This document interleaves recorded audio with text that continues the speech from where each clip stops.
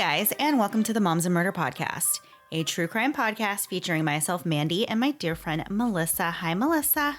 Hi, Mandy. How are you? I'm doing great. How are you? Me too. Wow. That's really great that we're both doing great and we didn't talk about anything before. Now it sounds like we're doing great. We are. We're doing great. We're good. We're happy to be here and in our homes. We're happy to be here. This is my favorite place in the world. I love my house. Me too. You know, there's no place I'd rather be than home. So this is good. I am going to be thankful. I'll be thankful. There you go. One day. So I don't think we have anything to talk about. Really, nothing's happening. I mean, a lot's happening, but we're not saying anything. Well, things that need to be announced are not happening right now. True. No one's announcing anything new. So we are also not announcing anything new. And we're going to get really right into the episode this week. This is another case that was researched for us by Haley Gray, and she always does such a great job.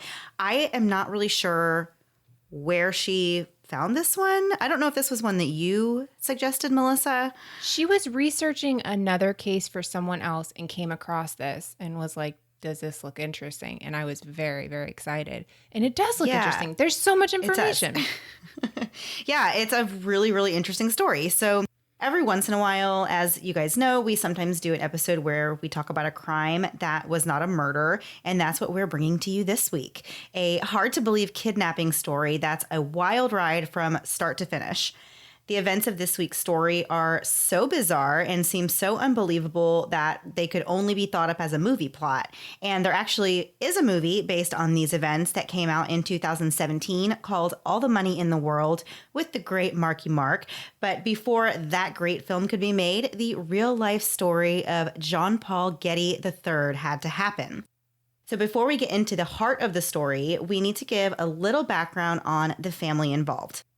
These people are kind of a big deal, although I really did not know who they were at all. And I asked Melissa, and she said she only knew of them. So maybe those of you listening won't know much either. And then I don't have to look like I just didn't know anything by myself. I'll join you. I had only heard of it, and so I, too, knew nothing. We know nothing. Here you go. Well, that's like par for the course, so, you know. There you go. So things are a little confusing in this story because everybody has the same name, which is John Paul Getty. And there is John Paul Getty II and John Paul Getty III. So the second and third John Pauls both went by just Paul. So I decided for this episode, since we mention all three of these people quite a bit, that I am going to give everybody a different name. So John Paul I is going to be known as Grandpa Getty, and John Paul II, who is basically the junior, we're going to call him Junior. And then the main subject of our episode this week is Jean Paul III, and we're just going to call him Paul. So hopefully that will keep things less confusing. I tried to write it in a way that made sense, but it is hard when you have three people that have the exact same name in a story. Right. So in 1957, Grandpa Getty was an oil tycoon and the richest man in America. In 1966, he was the wealthiest private citizen with a net worth of $1.2 billion. And according to one inflation calculator I tried, this would be like the equivalent of over $9.5 billion in today's money. And it's really just like the craziest amount. Like even when I was typing it into the calculator to see what it was, I was like, this is going to be a lot. This is like crazy. This is too many zeros. So much money. Yeah. So it's just so much money. I can't even really comprehend like that amount or having one person having that amount of money. Right. So for 17 years, Grandpa Getty lived in the Sutton Place Castle in the UK, which was also Henry VIII's summer castle way back in the day. This castle had a room called the Red Room, where Henry VIII's mistress, Anne Boleyn, stayed. People who have stayed there since then claim to have seen the ghost of Anne. Although Grandpa Getty was filthy, stinking rich, he was also known to be very tight-fisted with his money, and he even had payphones installed at the castle so that he wouldn't have to foot the bill for people who were making calls out of his house, which is pretty... Whoa, you have $9.5 billion and you're worried about a quarter? Right. Yeah, it's a little odd to expect your guests to pay for a quick phone call out of your castle. Yeah. But it's unknown from the research how many children Grandpa Getty had in total. He may have had 4 or 5, and he eventually went on to have 15 grandchildren, although he really was not particularly close to any of them. One of Grandpa Getty's kids that we know about for sure, though, was John Paul Jr. Junior was, of course, heir to his father's billion-dollar empire and fortune, and eventually he was put in charge of Getty Oil Italiana. Junior eventually married the daughter of a federal judge named Gail, and the two of them produced 4 children in total, one of which was John Paul III, who we will be referring to as Paul. Paul was born on November 4th, 1956. When he was around 18 months old, his family moved to Italy, first living in Venice, then Milan, and finally Rome. As a young child, Paul knew that his family name was something special and that his family had more money than everyone else. He recalled times as a child when he'd be riding around in the family Rolls Royce and he would feel super uncomfortable with all the people gawking at them, so he would just kind of sink down and slide into the seat to hide himself. The family had access to all the materialistic things in the world, but Paul said that he didn't have a really great relationship with his father. He even described John Paul Jr. as being a very strange man and had very few memories of ever really doing anything with him. In 1964, when Paul was 8 years old, his parents divorced and Gail won custody of Paul and his 3 siblings. By 1966, both Gail and Jean Paul Jr. had moved on and remarried. They both actually went on to marry B-list movie actors, which is kind of interesting. They both had a type, and it was not each other, apparently. So Gail married Lang Jeffries, and she packed up all the kids and moved to Brentwood, California, which is an affluent suburb in Los Angeles, and also, coincidentally, where Nicole Brown Simpson was murdered. Meanwhile, Jean Paul Jr. stayed behind in Italy and married Talitha Pohl. So I keep saying John and Jean. Just know that I mean to say Jean, like I know what I'm talking about, but it's sometimes my American accent is coming out and Florida accent, and I just can't do it. The two of them became addicted to heroin and actually started traveling around and doing drugs together. Eventually, their relationship fizzled out, and they started seeing other people. But in 1971, Jean Paul Jr. reached out to Talitha and said he wanted her back. He invited her over to talk, and Talitha actually died hours later. Her cause of death was listed as cardiac arrest, but no one really knows exactly what happened that night. Jean Paul Jr. said that she came over and they talked about getting back together, and he promised to give up drugs and break up with all of his current mistresses if she would just come back. She stayed the night, but she never woke up in the morning. An autopsy revealed high levels of alcohol and barbiturates in her blood. At the time that Talitha died, being in possession of narcotics was a huge deal in Italy. So to avoid any trouble from authorities, like being found out for also using drugs, John Paul Jr. left the country and went to Bangkok. He hid out there for just 2 months and then went back to Italy. But the grief of being back where Talitha had died was too strong and too intense, and Jr. turned back to drugs to cope. He started actually using drugs more than he ever had before. In March of 1972, police attempted to get Jean Paul Jr. to come for an interview, but instead he fled to London, where he continued his life of addiction, and he really never looked back. In the years following Jean Paul Jr.'s divorce from Gail, Paul said that he rarely saw his father and would occasionally get what he described as weird telegrams and postcards from him. When Paul was moved to California with his mom and his new stepdad, he really struggled with fitting in with the American culture and the American way of life. Even though he had actually been born in the United States, he was embarrassed by that fact, and he believed that Americans were lousy and fake people with strange culture, of hamburgers and tacos and beer. And he felt that Americans were really insincere and that they were nice to your face, and then they would try to double cross you behind your back. Whereas in Italy, if someone didn't like you, they will just tell you that straight to your face. So lucky for Paul, his mother's marriage to Lang was pretty short-lived, and within just a year, she moved herself and the kids back to Rome. But struggles didn't end there for Paul. He rebuked authority, and he was a constant troublemaker who got kicked out of numerous schools for acting out in these outrageous ways.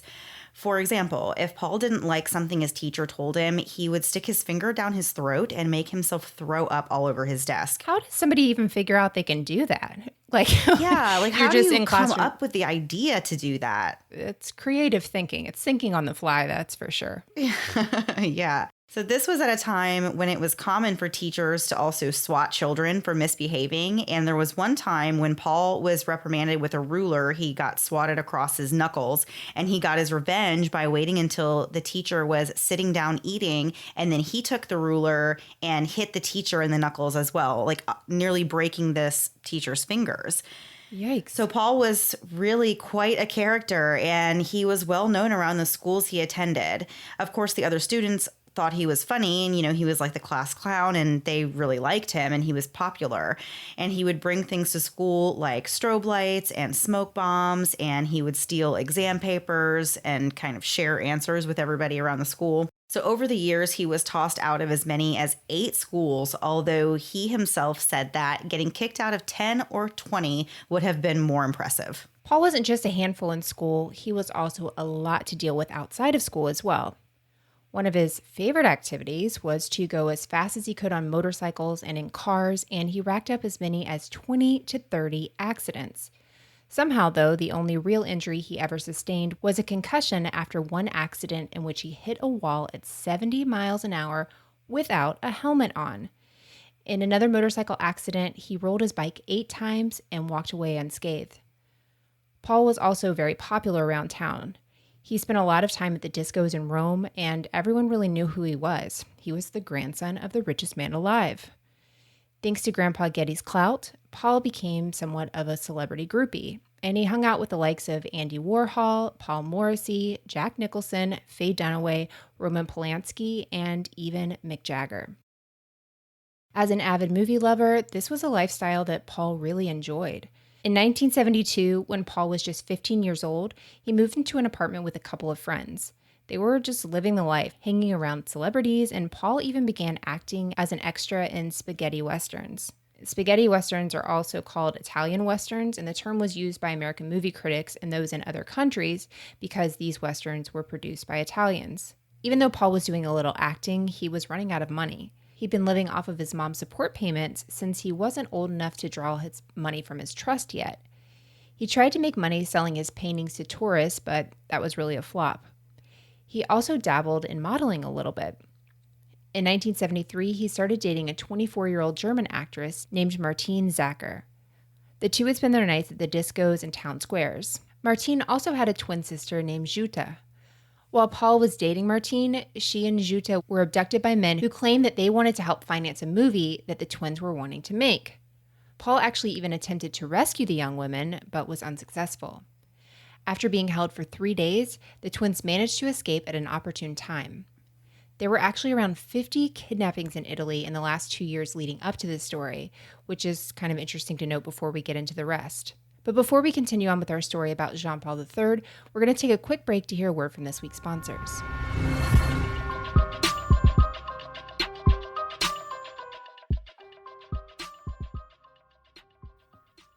We're all true crime lovers here, and I think part of my interest in true crime is watching the puzzle pieces come together to tell a story. And that's part of why I love the puzzle game Best Fiends. It's like uncovering new pieces to a puzzle you get to be a part of. I also love that the levels don't take a ton of time, so I can play a quick round while I'm waiting for my coffee to brew in the mornings. Another perk of Best Fiends is that it doesn't require the internet to play, so you don't need to worry about Wi-Fi access or going through your cell data. Best Fiends is the perfect game for me. I love listening to podcasts at night when my kids are down and just turning my game on to work my way through the levels. I'm currently on level 361, and I truly enjoy each level more and more. I love that Best Fiends updates monthly, so there's always new levels and events, so it never gets old or stale. Plus, the levels are fun and challenging. My favorite fiends at the moment are Howie and Bob, but they're really also great, so I love that I'm able to change them out on different levels so that I can strategically use the best fiends I need for that particular level. The characters and goals are always changing in the level, so it keeps the game exciting and never boring. Best Fiends has thousands of levels already, with new levels, events, and characters added every month. It's hours of fun right at your fingertips, and you can even play offline. With over 100 million downloads and tons of 5-star reviews, Best Fiends is a must-play. Download Best Fiends free on the Apple App Store or Google Play. That's friends without the R. Best Fiends. Life comes at you fast, but when you're looking for counseling, minutes can feel like hours and hours can feel like days. You want help quickly, but how will you fit it in your schedule? Our problems rarely arise during normal work hours, so why is counseling mainly available during normal business hours? BetterHelp Online Counseling is there for you. Is there something that interferes with your happiness, or maybe something that's preventing you from achieving your goals? BetterHelp has you covered and at times that are convenient for you. BetterHelp offers licensed professional counselors who are specialized in issues such as depression, anxiety, relationships, trauma, grief, and more. You can connect with your professional counselor in a safe and private online environment. You can schedule secure video or phone sessions, plus chat and text with your therapist without ever having to leave the house. BetterHelp is secure, convenient, and professional. If you ever find you want to change counselors, you can do so at any time with no additional charge. Financial aid is also available to those who qualify. Best of all, it is truly an affordable option, and Moms and Murder listeners get 10% off your first month. Simply fill out a questionnaire to help them assess your needs and get matched with a counselor you'll love within 24 hours. Go to betterhelp.com/moms and use discount code MOMS for 10% off your first month. Again, for 10% off your first month, go to betterhelp.com/moms and use discount code MOMS. And now back to the episode. Before the break, we were talking about Jean-Paul Getty III, who was heir to a massive fortune that had been amassed by his grandfather. Paul was young and he was really poor due to not having access to his trust money yet, but he was living the good life with a girlfriend that he really admired, and they were spending a lot of time hanging out with celebrities and really using the Getty family name to his benefit. Paul's mom, Gail, always worried about Paul being out on the town and on the streets, and she always told him to be careful, which was something that Paul brushed off as nonsense and never really took seriously. But in the wee morning hours of July 10th, 1973, Paul found himself in one of the most terrifying situations I think anybody can imagine. The day before, on July 9th, Paul had slept all day, and it was very late in the night when he finally woke up. A short while later, he met up with two of his friends, and they went to the Piazza Navona and then to a disco where Paul proceeded to get drunk before leaving the disco a little while later. While he was very intoxicated and walking back to the plaza he had been at earlier, he ran into a woman he knew and they started fighting with each other. This was a really loud argument and Paul was loudly swearing at her, but it's unclear what exactly they were fighting about. When they finally parted ways, it was around 3 o'clock in the morning. Paul continued on his walk and stopped at a newsstand to buy a comic book and some newspapers before heading back down the street. Paul says that while he was walking, he looked up and he saw a big sculptured mask at the end of the road. So he stopped walking and he was just standing there staring at it. And suddenly a big white car pulled up and 3 men jumped out of the car and grabbed Paul from behind and pulled him in. He said that this happened so quickly in just about 3 or 4 seconds that he didn't even have a chance to think about what was going on. A 4th man, who was the driver, took off once Paul was inside the car. Upon being kidnapped, Paul initially thought that maybe he'd made somebody mad by sleeping with their girlfriend, or maybe the men who just snatched him right off the street were police officers. But things got serious when 2 of the men started hitting Paul over the back of the head with their pistols, and then someone covered his face with a cloth and he passed out. So it's, thought that maybe they used chloroform or something like that on him. While Paul was unconscious, the men tied his wrists and ankles and covered his eyes with a bandana. When Paul woke up, he was bound like that in the back of the car, and he could tell that the back of his head was bleeding. The men then asked Paul for his documents, and Paul said that he did not have them. They asked him what his name was, and he told them that he was Jean-Paul III. At this point, one of the men explained that from that point on, no one would be speaking to him. If Paul wanted something, he could ask for it, and they would communicate with him through claps. 1 clap meant the answer was yes, and 2 claps meant the answer is no. Okay, that's terrifying if they're like, not going to talk to you anymore. 1 is yes, 2 is no.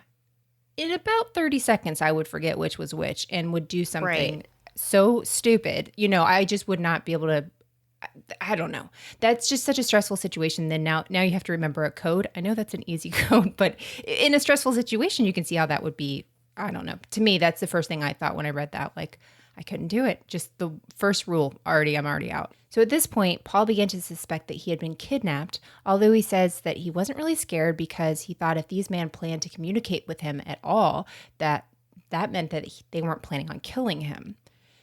They continued in the car for 6 more hours. All the while, Paul was thinking about a modeling appointment he had the next day and that he was now going to miss it because of this.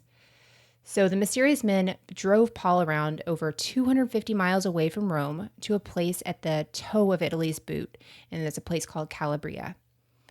When they arrived, the men yanked Paul out of the car and laid him down on a blanket on the ground. They removed the ropes that held his ankles and wrists together, but they taped his blindfold to his face so that it wouldn't come off. Every few hours, they would make Paul stand up and walk a couple hundred yards. They did this 4 or 5 times that first day. Paul said that whenever he had to use the bathroom, someone would pull his pants down for him, and he said that he could tell by vibrations that his kidnappers were really scared. Full-scale paranoia is what he called it. While Paul was in captivity, his captors allowed him to drink coffee and as much cognac as Paul wanted, and so Paul said that he was drunk most of this time. He was also given warm pasta to eat. For the first several days after Paul was kidnapped, it seemed like his abductors really had no idea what to even do with him. On the 4th or 5th day, the kidnappers drove him around and walked him down a hill so that he could drink water from a fountain. And on this trip, one of the men pulled off Paul's blindfold, and another one immediately yelled, "Don't hurt him." Paul could see that all of his captors were wearing masks, and he said they were the kind of masks that you would see like Vikings from movies wearing, which really is scary to think about if you think about, because there's multiple people that have him, in captivity. So you're talking about like maybe as many as 10 guys with these Viking masks on, and everyone's just like standing there staring at you and trying, keeping you there. It's horrifying to think about this situation that he was in. Yeah. So one of the men told Paul that they were paid and that he would be there with them for a very long time. And he said that they would try to get Paul whatever he needed, but he shouldn't try to do anything stupid by any means. In some ways, Paul was relieved that he'd been able to take his blindfold off, but then he actually started getting worried because the thought occurred to him that if one of these men forgot to wear their mask, or if it somehow slipped off and Paul was able to get a good look at their faces, then he feared that they would just kill him. Yeah. Finally, on July 18th, after a week in captivity, the kidnappers took Paul to a more comfortable hut, built him a fire, and fed him his first real meal since they had kidnapped him. Although the men wore masks the entire time, Paul was able to kind of size them up a little for the first time. There were 7 of them in total, and all the men had multiple guns on them. Paul remembered that they looked like, in his opinion, poor Italians who wanted to appear to have money, and he said they wore baggy suits in pastel colors, and these suits were not tapered like to fit them. You could tell they were just cheap suits, right. And their shoes didn't fit them well, and they didn't have the proper socks to go along. So keep in mind, Paul he comes from money, so he knows what rich people dress like. After Paul had eaten his meal, he was told to give the addresses of his mother, his father, and his grandfather. And then Paul was forced to write each of them a letter explaining that he'd been kidnapped and that this was not a joke, and he needed them to get in contact with the kidnappers and meet their demands so that he could go free. He pleaded with his family members not to go to the police or to the media and emphasized that he was truly in a dangerous situation. In Paul's letter to Grandpa Getty, he wrote, quote, "I know that we haven't been very close, but I hope you know that I love you. Please do whatever you can to get me out of here. This is serious. Love, Paul." It was clear that these men just wanted money, but Paul knew how Grandpa Getty was, and he didn't think he would give the captors any of his money. No one that received the letter from Paul actually took it seriously, which is even more shocking when you find out that one of the captors actually called Gail to tell her that her son had been kidnapped, and Gail actually believed that the call was a joke and that Paul had run off with some girl. Eventually, however, Gail did finally report Paul missing to the police, and an investigation was started into his disappearance.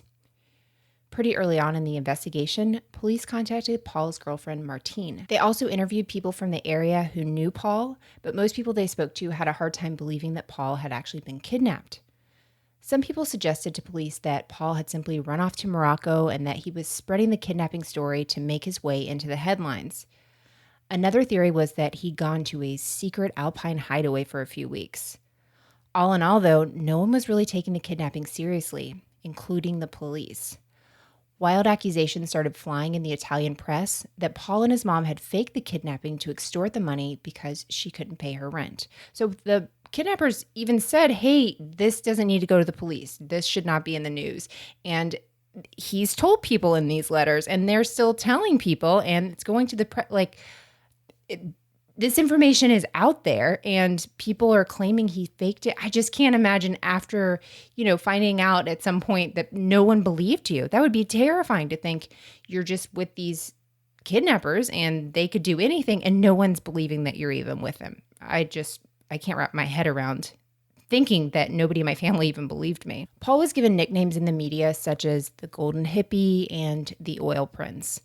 At one point, Grandpa Getty released a statement in which he really showed that he didn't care too much. He said, quote, "Although I see my grandson infrequently and I'm not particularly close to him, I love him nonetheless. However, I don't believe in paying kidnappers. I have 14 grandchildren, and if I pay 1 penny now, then I'll have 14 kidnapped grandchildren." Gosh, I understand what he means, but oh man. Here's the thing, if it came from maybe somebody else, you would take it as, okay, if I give money to this kidnapper, then people are just going to kidnap all my grandkids. Oh my goodness, that's going to be terrible. I don't want that to happen to my grandkids, right? But if this guy puts in a payphone in his castle and he said that, you have to think, oh, well, he just doesn't want to lose the money. And then every kid that gets kidnapped, he now has to pay out. That's a big bummer for him. It depends on who said it, and it coming from him, it just doesn't seem like the safety of his grandchildren was necessarily the top of his list. It could have been, but it just doesn't really, I didn't perceive it that way. Yeah, definitely. So Paul's captors weren't just asking for a small ransom. An attorney for Paul's mom was in communication with the kidnappers, and he had received a letter stating that the captors wanted 10 billion Italian lira, which isn't even a thing anymore. They stopped using that currency in 2002, but this would amount to 17 million US dollars or 99 million in today's money. So that is a very hefty ransom. Nobody asks for $99 million in ransom. Yeah. So the kidnappers wanted the money in small notes, and they threatened to kill Paul if they didn't deliver on this money. Later that same evening, the attorney held a press conference and publicly said that the captors were making unreasonable requests and they should ask for less money, which is also a weird thing, like for the attorney to go on TV and be like, yeah, you should ask for less money. The whole thing just seems it's just so hard to believe that that's how things went in this case. Right. Of course, it was in the 70s. This is a long time ago. Can you imagine now, negotiating with a kidnapper like that in the media, and saying, oh, you should just ask for less? That's not a thing. We don't encourage them to ask for less. I know. Right? It does seem like something you would hear in negotiations in an attorney's office where they whispered to the person next to him, hey, if you want this, if you really want this, you should ask for a little less money, not going on national TV. You can't whisper to somebody on national TV. So it is a very weird visual to think of him, just talking to the kidnappers and just ask for less. We'll see what we can do if you ask for less. It's weird. Yeah, it is strange. So several days later, the kidnappers called the lawyer and once again threatened to kill Paul if they didn't get their money.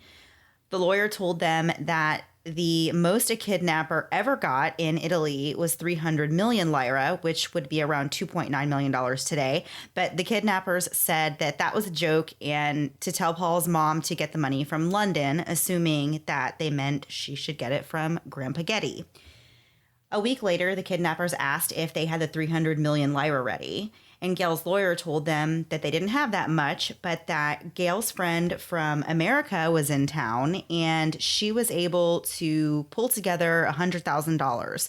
But the captors again said that was not nearly enough money, and that for $100,000, they would send a picture of Paul missing a limb. That's terrifying. Yeah, because what can you do if that's truly what you can come up with? Right. That's a lot of pressure. Right. So the captors then changed their minds again on the amount of money they wanted, and they demanded 3 billion lira, which is $29 million today. So these kidnappers really are all over the place with their demands. Yeah. And because of this, the police still weren't taking them seriously. One official said, quote, I ask you, what kind of criminals would not be able to make up their minds about the money? First, they say they want 10 billion lira, then 300 million lira, then 3 billion lira, which that's a very valid point. That is not a typical thing that you see with kidnappers wanting a ransom to bounce around and offer all these different amounts. Yeah. It just seems really strange that they would be doing it that way. Right. By late August, several weeks after Paul had been kidnapped, his own mother and her attorney still weren't sure if the kidnapping was even real and said that there were moments they were sure the whole thing was a hoax. Paul's father, who was still living in London and going through rehab, had no income, but he offered to pay $1 million for his son's return. But in exchange, he wanted custody of all of his children. The kidnappers rejected that offer anyways, and they said that they would wait for $2.9 million instead. Well, isn't that really weird, though, that the dad would be like, I'll give $1 million for this son, but I want custody. Like, now you're negotiating with your ex-wife. You know what I mean? While you have a child that is kidnapped and Kidnapped, missing. yes. Yeah, it's just crazy. It's all crazy. So meanwhile, weeks were passing by, and Paul was going through this absolutely horrific experience with his captors. And we're going to get right into what life was like for Paul during this time after one last break for a word from this week's sponsors.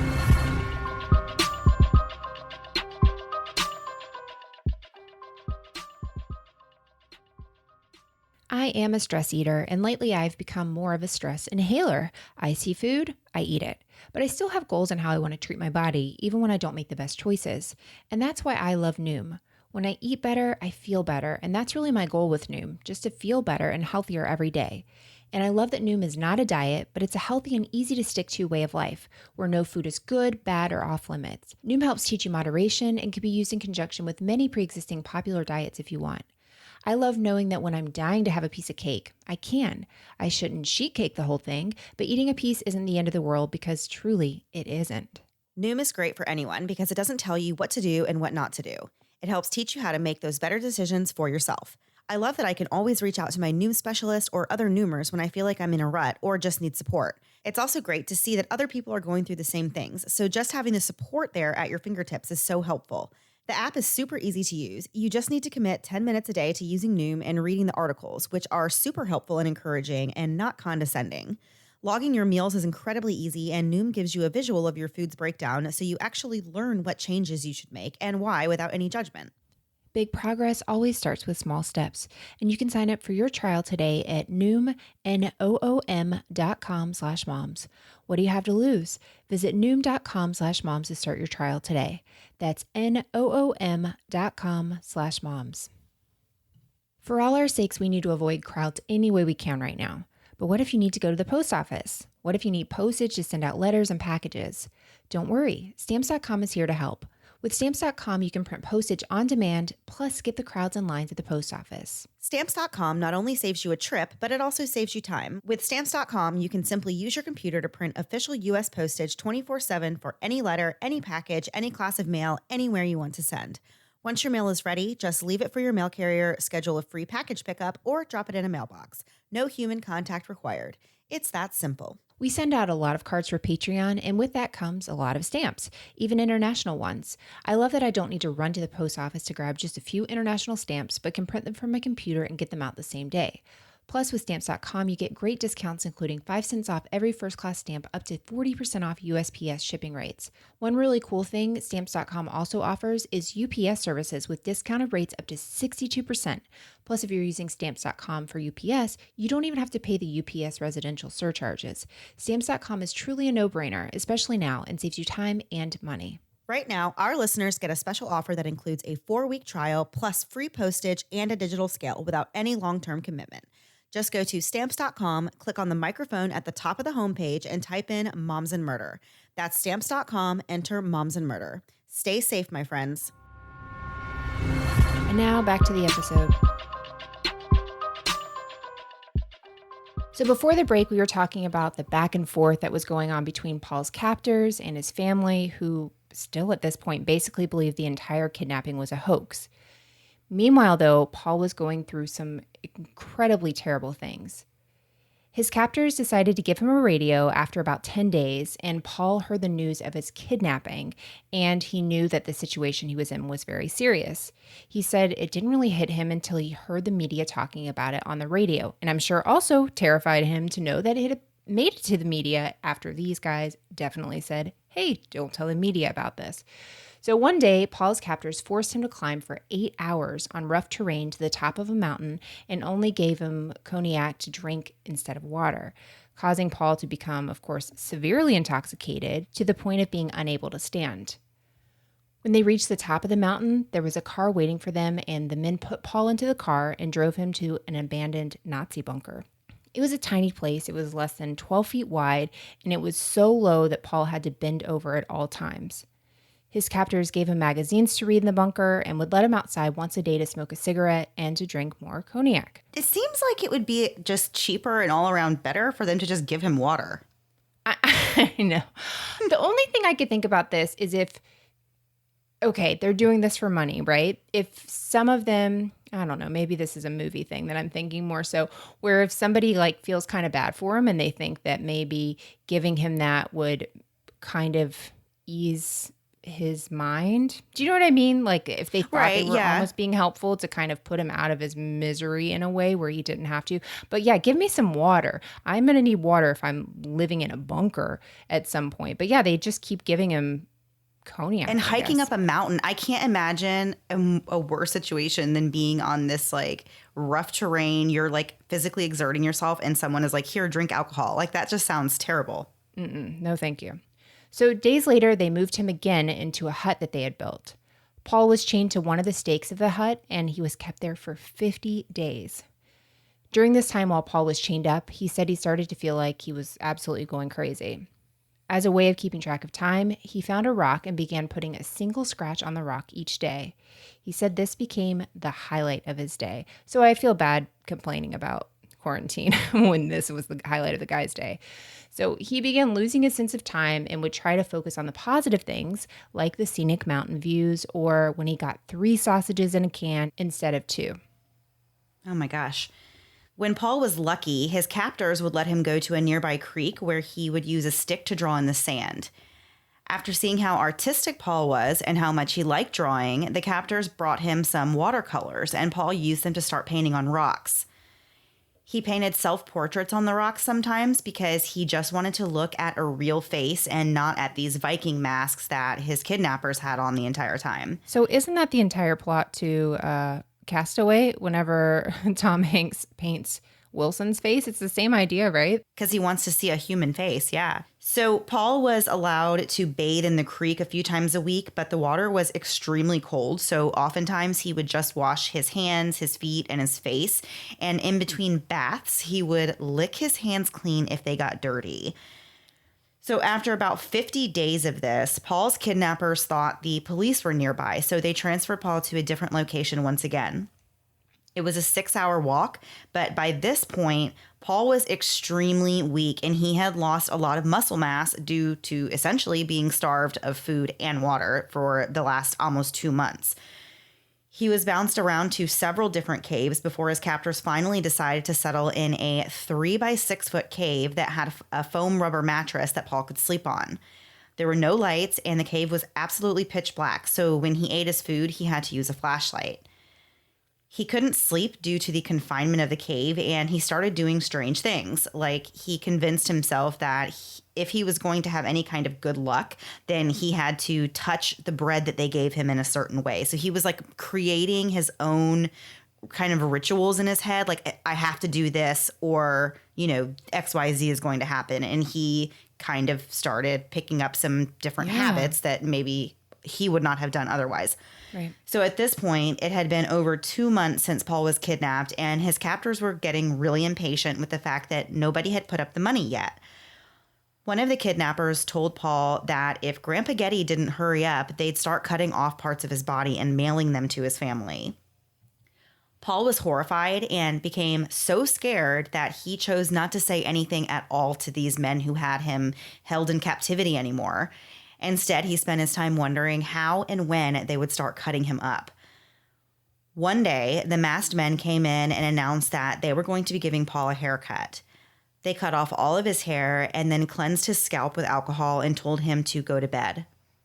At first, Paul assumed that the men would start by cutting off one of his fingers, but he quickly realized that they actually intended to cut off one of his ears, and he thought they were going to most likely do it pretty soon since they just cleaned that area with alcohol and they wouldn't want to give it time to get dirty again. They brought Paul 5 steaks and told him that he better eat. When he was so full that he couldn't eat anymore, 8 or 9 men came in and blindfolded Paul and put a handkerchief in his mouth. Several of the men restrained Paul while one man cut off his right ear. Oh my gosh. So why do you think they gave him 5 steaks? Is it like a I don't guilt know. thing, or, where you're, or they thought he wouldn't be able to eat, or do you know what I mean? It almost seems like somebody in that group felt kind of bad with what they were doing. I don't know if that's true or not, but there's these moments where you kind of feel like they don't really want to hurt him. They are, and they're part of this group that is hurting him, but it's a really bizarre thing to be like, you know what, 5 steaks tonight, and we're going to cut off your ear. Yeah. I don't know. It's just weird. It is a little strange. So Paul described the pain as being so excruciating and intense that he didn't even scream. He just bit into the handkerchief and cried. For the next 10 days, Paul could barely move. His wound was bleeding and hemorrhaging for days, and his captors started giving him shots of penicillin and vitamins every day, but it didn't help. Of course, this isn't done surgically or in any type of, clean environment, so the risk of infection is super high. Finally, the kidnappers told Paul that they were taking him to another place and that he'd be going home soon. They encouraged him to get up and move around and also removed his bandages and took photos of his ear. The kidnappers then placed Paul's ear in a plastic envelope along with some of his hair and mailed it to one of the biggest Italian newspapers. Unfortunately, and this is another crazy side to this story, the Italian Postal Service was on strike, so the package containing his ear wasn't mailed for several days. So nobody believes you, and now the post office is on strike. There's just a lot going on for this poor guy. So on November 10th, 1973, the newspaper called Gale's attorney and said they'd gotten this package with an ear and a note that said it was Paul's. The note read, quote, "This is Paul's first ear. If within 10 days the family still believes that this is a joke mounted by him, then the other ear will arrive. In other words, he will arrive in little bits," end quote. Even though Gale looked at the ear and believed it was her son's based on the freckles, the police still didn't believe it. They had the ear examined at a lab to see if it was actually from a living human, and the lab confirmed that the ear had been cut from a living person. On November 16th, a newspaper reporter got another call stating that the captors left something interesting near the highway. When the reporter went to check it out, there were Polaroid photos of Paul without his ear. Those photos made their way to the front page of numerous magazines. Once those images of Paul came out, Grandpa Getty finally decided to cave and pay the ransom. But he was only willing to put up $2.2 million because that was the maximum tax-deductible amount. Are you freaking kidding me? Yeah. So Grandpa paid the full amount up front, but he wanted Paul to repay $700,000 of it back and with 4% interest. I want to scream. It's really unbelievable for as much money as he had. You absolutely don't think people like this really exist. Honestly, I would never think that somebody would charge interest to my grandson's ransom or, even consider somebody paying it back or anything. It just does not seem like a real human would do that. No, it is really uncomfortable for me to think it about. Is. I don't want to. It's just I don't like that. It's crazy. No. Once Paul's captors knew that they were about to get a lot of money, they started being super nice to Paul, and they started giving him good food and letting him go on walks, and he was allowed to drink all the alcohol he wanted. One day, the kidnappers told Paul that they had received the money, but they couldn't release him yet due to it being a Sunday and there being a gas shortage, so they actually weren't allowed to drive, but they said that they were going to release him the following day. At around 5 p.m. the next day, Paul was given a sweater and a blindfold and forced to lay down in the back of the car while the men drove for 4 to 5 hours. When the car stopped, Paul was taken outside and sat down on a blanket, and the kidnappers said that they would inform his mom that he was there. Then they just left him there. Once Paul could no longer hear cars, he took off his blindfold and looked around to be sure there was nobody watching him. He then got up and started walking along the highway, but he looked pretty scary with these bandages all over his head, and his eyes were all puffy and his face and clothes were really dirty, so nobody stopped to help him. He thought maybe if he laid on the ground and pretended to be dead that somebody would stop, but nobody did. And something about that in particular just really breaks my heart. Yeah. That you That if have to think that. Yeah, that he was all banged up and everything, and then he laid on the ground like maybe if someone thinks I'm dead, then they will call for help, and still nobody did. After all he's been through, he just wants to get like find the nearest person to say like I need the police or I need help, and nobody is like even stopping to ask him if he's okay. Paul eventually walked to a gas station and he asked to use the phone to call the police, but the person that was working at the store told him no and that he needed to leave. So Paul kept walking for hours, and even when it started pouring rain, he just kept on walking. And finally, a truck stopped, and when Paul introduced himself and asked for a ride to the police station, the truck driver suddenly had a change of heart, and he just decided to take off. But the truck driver, while he was driving away, actually overheard on the radio that police were looking for this man named Paul Getty. So he went to the police station and told them about this encounter that he had had with this man on the side of the road. And police drove down the highway and eventually found Paul. The police chief took Paul to his own home and gave him spaghetti and then took him to the police station where he was then interrogated by military police. They even gave him amphetamines and continued the questioning. The next morning, Paul's mother showed up to the police station, but the military police didn't want to let Paul go. But after being threatened with causing a big scandal for them, they let Paul leave. When they left the station, there were thousands of onlookers, and when they drove off, 30 cars trailed behind them. You have to just be him and to be like, I just want to put this behind me. I just want this to be over with. And then you have thousands of people looking at you in the shape that you're in and how terrible you feel and how scared you are. And I can't imagine that. And with 30 cars following you, that's just crazy.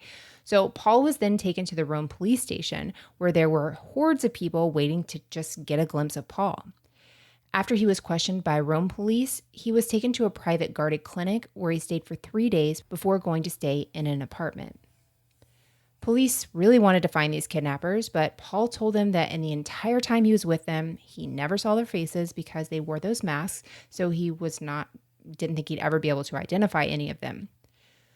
Shortly after being released, Paul went away to a place in the Tyrolean Alps so he could recuperate. He didn't speak to his family much at first, and he never asked his mom why it took so long for someone to pay his ransom. But he did call his grandfather and thanked him for putting up the money. He didn't actually speak with his grandfather, though, but an aide relayed the message and told Paul that Grandpa Getty said, "You're welcome and good luck." Paul eventually started living with his girlfriend, Martine. In January of 1974, hundreds of policemen began searching dozens of homes in the mountains and valleys of Calabria and arrested 3 of the kidnappers. Over the next few years, police arrested 5 more as they continued their investigation into the kidnapping. They also recovered some of the ransom money. The men responsible for kidnapping Paul were all Calabria natives and mafia members, and this mafia group in particular was known for mutilating kidnapping victims to get their demands met. In 1976, 2 of the men went on trial and were found guilty and sentenced to 16 and 8 years respectively, but the other men were acquitted due to lack of evidence. The man that got the 16-year sentence is the one who actually cut Paul's ear off. The ringleader of the group had actually been on the run after escaping from jail prior to the kidnapping, and police finally caught up with him and arrested him in 1992. In September of 1974, Paul and Martine got married, although because Paul was under the age of 22, getting married to her meant that he would have to give up his $200,000 share of a trust fund, which had this rule that you could not be married before the age of 22 or you don't get the money. So why couldn't Grandpa Getty at this point be like, you know what, you've been kidnapped and we didn't believe you and someone took your ear. I'm going to let this slide. If you have somebody that loves you and wants to take care of you and, is in your life, we can make a change to the trust fund. I really don't like this guy at all. I don't either. I feel like just makes he's like a mean grandpa. I don't know. I would just hate that because I don't feel like grandpas should be that way. No, not at all. So once Paul and Martine were married, Paul actually adopted Martine's 2-year-old daughter. Later in 1974, the couple moved to LA, and in January of 1975, they had their own son together. But shortly after the birth of their son, both Paul and Martine began doing drugs again and partying with celebrities, and they were both having affairs.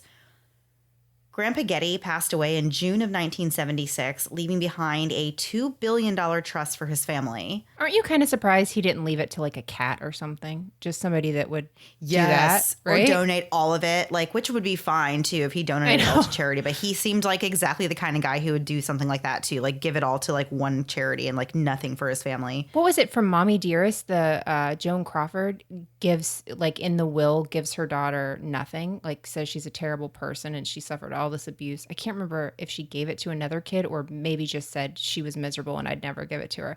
I should rewatch Mommy Dearest, but it's terrible. It's the same kind of vibe I get from this guy where just I actually cannot believe he gave it in a trust to his family. Yeah, for sure. So Paul Jr. got about $4 million, which would be equivalent to $18 million today. And that was received by him within the first year. And then by the early 1980s, he started receiving around $28 million per year. So he became a huge charity donor and donated more than $200 million in Britain alone before he died in 2003. Beginning in 1977, Paul started a series of surgeries where they used some of his rib cartilage to create a new ear, which was then implanted under his skin. He worked for the family business for a short while, but then he began acting. He starred in 2 movies according to IMDb. They were called The State of Things and The Territory. But his drug and alcohol habits finally caught up to him in 1981. In April of that year, Paul was in treatment for a severe and debilitating medical condition caused in part by his alcoholism. He was given Valium, Dalmane, and Placidil, and after taking these medications, he suffered a stroke and fell into a coma. Following the stroke, Paul needed round-the-clock care, which his mother Gail and a nurse provided. Although his father, Paul Jr., was rich, he didn't want to help pay for Paul's medical care. He was later ordered by a judge to help financially. Millions of dollars this guy gets a year. It's great that he's giving to charity. Wonderful that he's giving to charity. But my goodness, you can't help your son. I just felt bad, like, for Paul III, this entire story, because Right? I felt like nobody in his family really cared about him. Nobody had his back ever. I mean, Martine did, I guess. But after that, after you've had a stroke and you literally, it's not a cop-out. He needed help just to survive, and his father can't be bothered to help him with that. I will never understand the dynamics in this family. It is crazy, cuckoo bananas. I don't get it. So Paul and Martine separated in 1986 and finally divorced in 1993, but they remained friends. Paul and his mom lived in California and then Ireland for a while before settling in a 2,500-acre estate just outside of London that was previously owned by Paul Jr. On February 5th, 2011, Paul died at his home in England. His cause of death wasn't disclosed, but as we know, he wasn't in really great health, so it could have been anything. So Haley researched this story, as Mandy said before, and she got a lot of information from a Rolling Stones article called John Paul Getty III, Exclusive 1974 Interview with Kidnapped Oil Heir by Joe Esteras. So we'll put the link, of course, to that in our show notes. We'll have all the sources in there as per usual. But Mandy, my goodness, this story was bananas. So bananas. And after I read it over and I even wrote Haley and I was like, oh my gosh, this is the craziest story. And she started to say like, oh, if it's too out there and crazy and you guys don't want to talk about it, then, you know, and I said, no way, this is perfect. I loved it. It was awesome. And we haven't done a non-murder case in a while. So that was a little bit refreshing for me this week. Oh, for sure. Do a story like this, you know, instead of one where somebody was unfortunately killed. Yeah, no, it was a very interesting story. Terrible what happened to him. The freaking family. Oh my goodness. I cannot comprehend it. I didn't see the movie with Mark Wahlberg. Did you see that movie? I did. Is it good? I thought it was pretty good. Yes, I rented it on Amazon one day and I just laid in bed and watched it and it was good. It was, of course, a movie. So not everything in the movie was like, super accurate, but it was really good. Yeah. And I like Marky Mark. So yeah, I don't think Marky Mark likes being called Marky Mark. That's the first rule of Marky Mark, Mandy. And don't mention the Funky Bunch. He does not want to hear about that. I want to check it out, but I can't even imagine how you make this movie more Hollywood. Do you know what I mean? Like, how do you make the grandfather seem like more of a villain? I don't think you could. state the facts. Yeah. This is terrible. Mandy and I were saying it's like almost like a Batman villain. It's hard to believe somebody like that exists. I know I've said that like 50 times, but it really blew my mind when your family's in crisis that somebody would do that. I just don't get it. So, oh my gosh. Insane story. Thank you so much, Haley, for that. And Mandy, we're doing last thing before we go this week, and you can kick it off. I'm sorry. I'm just moving. Yes, we're going to turn the page, and boy, are we ever. We talked last week, mentioned that we were going to do our hero segment last week instead of this week, because this week we had something else entirely in mind. So the time has come. We're here. We're going to talk about Tiger King. Yay. I don't know if anybody wants to hear us talk about Tiger King, but if you do, we're doing it right now.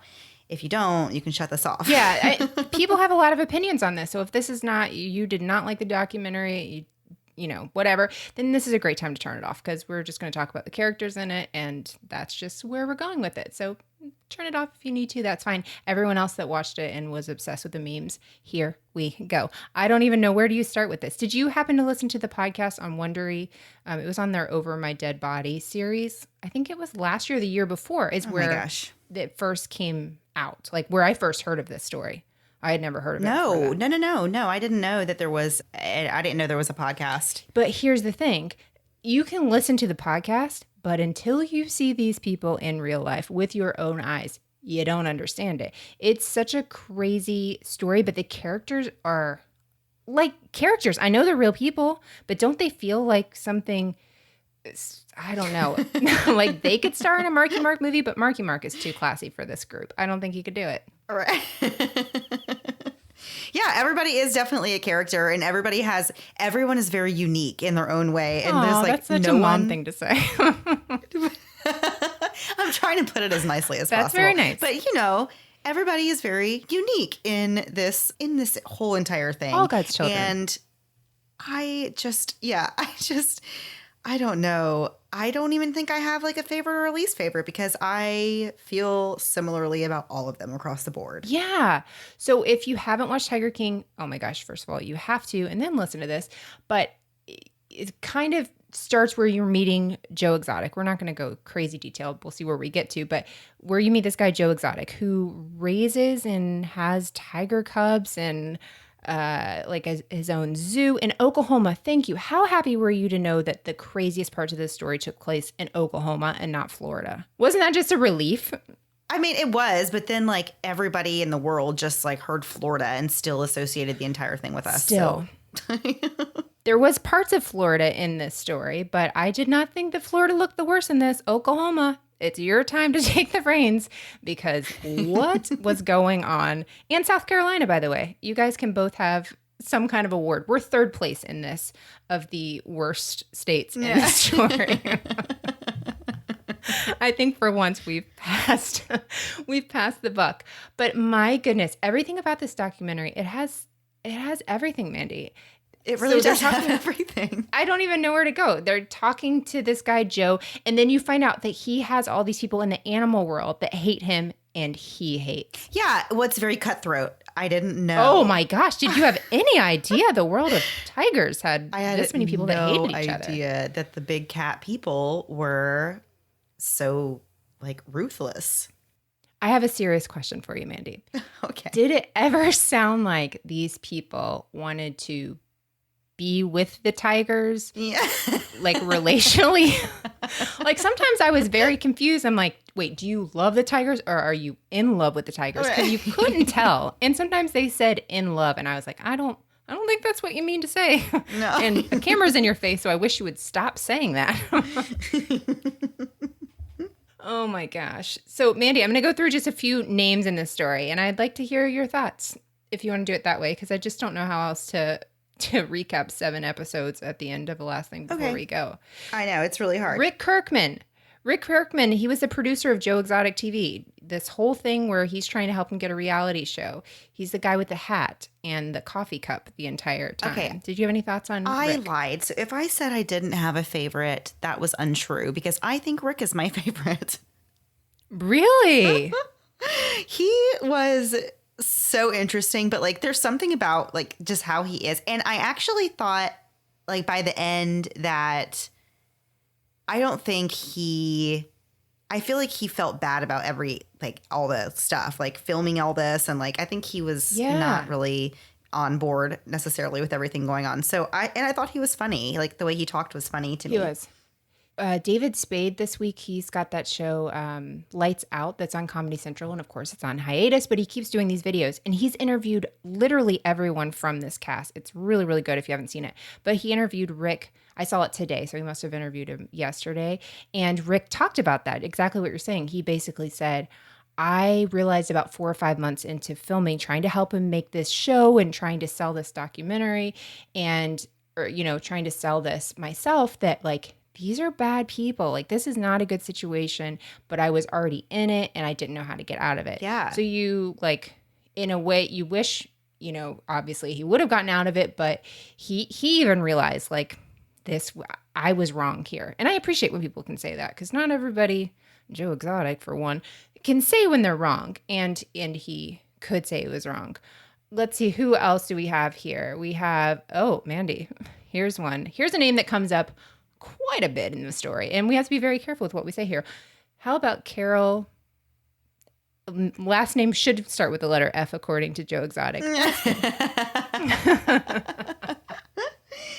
I feel like I know some people that are a lot like Carol. Okay. And I feel like everyone can think of at least one Carol Baskin they have in their life. And like, you just know the type. I mean, you just instantly, I just feel like even after seeing her just on the screen, I feel like I just know exactly who she is as a person. I feel like I know everything I need to know about her, and I have my opinions on her. And I don't feel like, I thought that her whole act on this like series was really like transparent and like fake. Like I felt like she really tried to be like, she laid it on thick. Yes. So one of my favorite parts of Carol, which by the way, that's our Florida person, which is maybe partially why you and I both feel like we know Carol's, because first of all, we could have met her, but she does have a Florida vibe going for her. But what I loved is, did you ever see a shot of her not with her hair windblown in the back, riding her bike around like, I was like, how did they get so many slow-mo bikes? If you watch Vanderpump Rules, the whole intro is just these slow-mo shots. And I was like, Carol got the same treatment as Vanderpump Rules. This is amazing. So she has this big cat rescue, and she is arch enemies with Joe Exotic. Arch enemies. Like, I've never seen people that hated each other more in my life. So wait, so she hated him because she says that what she is doing is helping tigers and what Joe is doing is harming tigers. He's exploiting them and he's doing it. But really, when you look back at it, it's like, I think everybody here is maybe not in the right with the animals and what people have said about the conditions and stuff like that. So it is a weird thing. Like, it's like everybody's pointing at each other and who's wrong, but everybody thinks the other one's wrong. You know what I mean? Like, right. Nobody's getting out of this looking like, oh, well, you're doing the right thing. It just kind of seems like everybody's maybe not doing the right thing. Careful with my words here. I don't know. It's just a lot taken. I personally loved her husband because I need that kind of ride or die person in my life. I don't think my husband would dress in a lion or a tiger costume for our wedding on the beach with a collar around his neck. I don't think I married that much of a ride or die, apparently. That was one of my favorite images from the entire series, was them sitting on the beach and her holding him on a leash with a tiger costume on. Everything about this was so great for memes. The timing of this was so great with everything going on. So it was so nice to see all these crazy memes. No matter what you think of the story, I mean, there are terrible things going on. We are very much aware of that. But there is a lot of joy that came out of this for me. Take those things aside. People say, you can't take them aside. Please take them aside for this. There were beautiful memes that came out of this, Mandy. Just every day you see like 30 new ones that you didn't even know could exist. Thank you to the meme makers in this kind of world. Mandy, next person, Doc Antle. Oh, boy. Bhagavan. Dr. Bhagavan Doc Antle. It's a mouthful no one wants to say. He really creeped me out a lot, and I just don't understand him, I guess. He seems very nice and everything. What? But also a little creepy. Go ahead. He was another one that would play it up for the camera. All of them played it up for the cameras, though. But you would see him say, like, do you want to come to my door? And to the documentarian, like, you just come up, and then it's basically the same crap we do every week where we're like, how are you doing? Good, how are you? And we've already talked for 3 minutes before we ever did that. So I get it. But it is funny to see him just, like, go into, like, show mode or whatever. But, like, anyone that rides around flexing on an elephant, like, come on, there's other things going on there that I don't want to know about.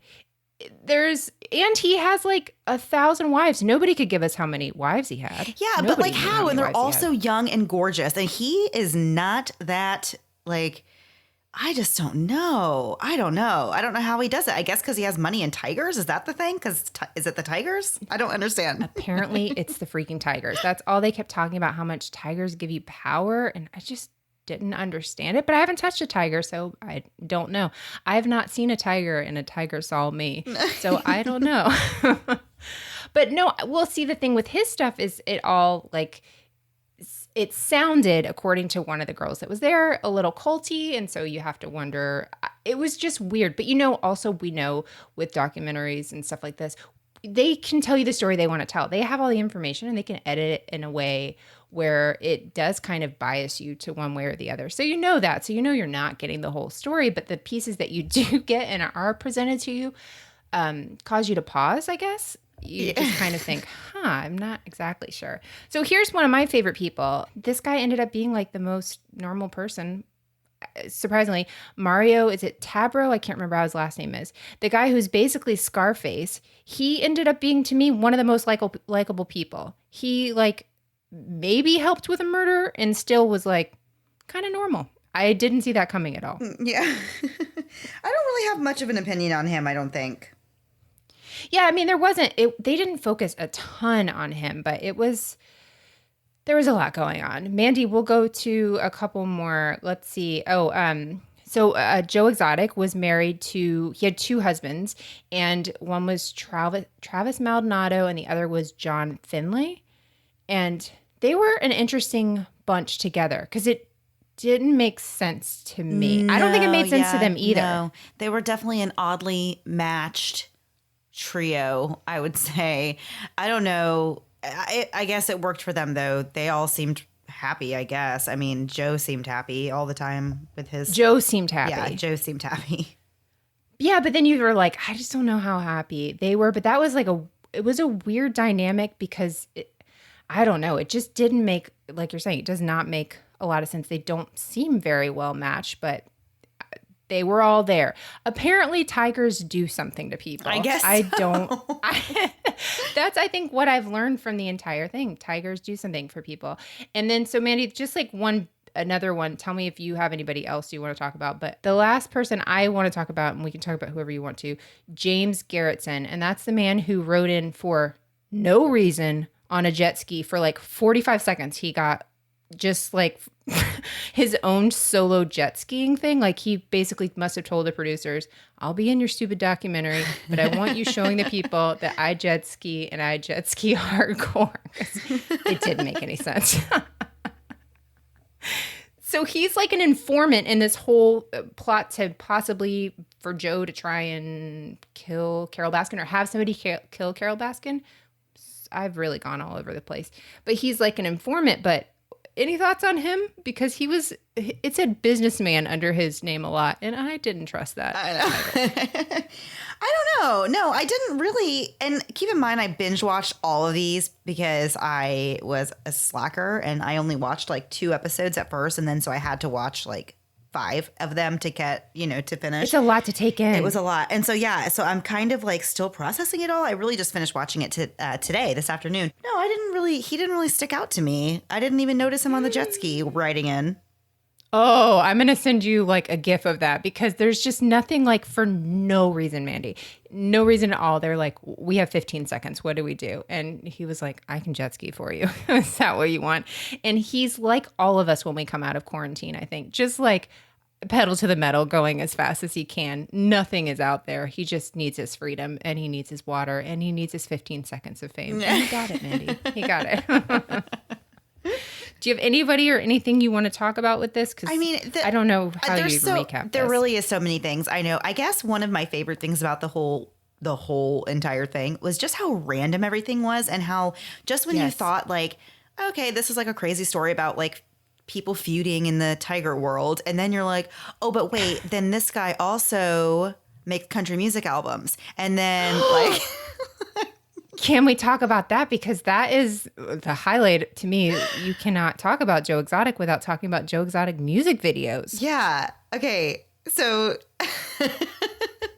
I don't want to sing them because I don't want to get sued. And my voice isn't as good as Joe Exotic's, which it's not even his actual voice. Another person sang those songs. Really? Yep. Mm-hmm. Another whole band. And they're trying to get a record deal now because people did listen and were like, his voice is pretty good. Okay, I was just actually about to say that. I was going to say that I am ashamed to admit that I thought it was good. But now if it's not even him, then I don't feel ashamed. If it was like someone else, then... I hope he wrote those songs, though, because there's one line where he talks about someone being the love of his life and like a wind in his eye. And that is like a miserable thing if you've ever had wind hit you directly in the eye. So I was like, I don't think that's what you're trying to say here, buddy. But...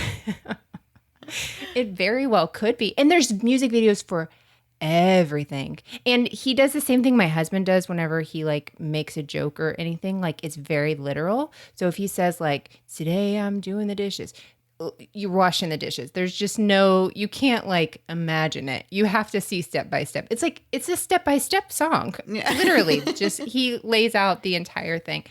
Oh, I love the music videos. But you know what other music video is crazy? Remember Carol Baskin's one Feeding about... the tigers? I loved it so much. When she held her husband's hand and they even showed the guy that did the documentary and he was like, what on earth is going on? I want to know everything about the lady that sang that song because that was magic. Like you think that it's an SNL sketch at that point. You're like, nobody paid a person to do this, but that lady's laughing all the way to the bank too. Yeah. It's so great. It really is. And there's so much because it happened over 7 episodes. So there's like no way you could I couldn't even recall like some of my favorite things. There were so many moments that I was just like, oh my gosh, this is amazing. This is golden. And like, this is terrible of me to say, but oh my gosh, Travis's funeral, when Joe was up there talking, I was like, surely this is not like... Surely you're not talking about your husband rubbing his gold nuggets in your face with his mother 1 foot away. At his funeral. Oh my gosh, that was so terrible. But you can see, like, I don't know, maybe it's a Florida thing, but I feel like everyone knows some of these characters to some degree. Not to Joe Exotic degree, but you feel like you've seen these people in and out of the Florida Georgia line. I've definitely seen these people. I've definitely seen these people. I don't know. So, oh my goodness. So if you haven't watched it, I don't know how you even sat through that because that has to be the most confusing thing you've ever sat through. But you should watch it. It's a very good... Netflix knew what we needed right now. Yeah. Netflix definitely knew what we needed. I know. Well, we need something else soon because the newness is wearing off of Tiger King and I'm ready for the next. It is. I'm ready for the next thing. I know. We did Love is Blind. That was like a hit across America. Now Tiger King. And you just can't even imagine what's going to come next. You know what's going to happen. It'll happen when we least expect it. And my goodness, I hope nobody else pretends to be in love with a tiger because I don't think I can take that anymore. That was too much for me. I thought that was going to be the next wedding, that he was going to marry a tiger. I just didn't know anymore. So, all right, Mandy. Well, I think we've covered that we saw a tiger and tiger saw us. Yep, I think we've done enough damage here this week. Yes. Before we go, we're going to play a promo for our friend Steven Pacheco with Trace Evidence. So if you haven't listened to that podcast, which you probably have because it's insanely popular and really well done, then make sure you check out that at the end of the episode. All right. Sounds great. We will see you guys next week. Same time, same place, new story. Have a great week. Bye. This is Steven Pacheco, the host of Trace Evidence, a weekly true crime podcast focused on unsolved murders, disappearances, and everything in between. Trace Evidence takes a deep dive into unsolved cases with the hope of bringing attention to lesser-known stories while also examining some of the world's most renowned unsolved crimes. Each week, I examine a new case bringing the victim to the forefront. I discuss the background, the crime, and the subsequent investigation, followed by an analysis of some of the most popular theories. So if you've got a mind for the unsolved, an interest in true crime, or you just want to try and help discover the truth, Trace Evidence is the podcast for you. You can find Trace Evidence on Apple Podcasts, Spotify, Stitcher, and anywhere you listen to podcasts. Thanks so much for listening to the Moms and Murder podcast. Make sure to check back with us next week for a new episode. You can also find us at momsandmurder.com, where you can connect with us via social media. Please make sure you subscribe and give us 5 stars, because giving us 4 stars would be a crime. Thanks so much.